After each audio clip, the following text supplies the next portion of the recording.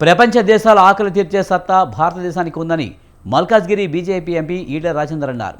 సూర్యాపేట జిల్లా కోదాడపట్నంలో వికసిత్ భారత్ వికసిత్ బడ్జెట్ 2025పై విశ్లేషణ అవగాహన సదస్సుకు ఆయన హాజరయ్యారు.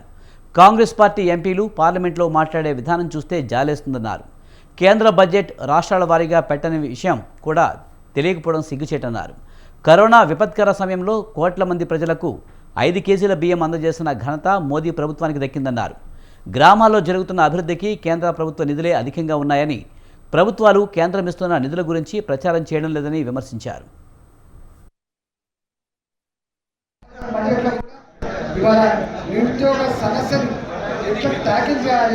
వాళ్ళకి ఎట్లా ఉపాధి కల్పించాలి, ఉన్న ఇండస్ట్రీస్ని ఎట్లా పెంచుకోవాలి, ఉపాధి ఎట్లా పెంచాలి, ఇదే కోరికగా బడ్జెట్ జరిగింది.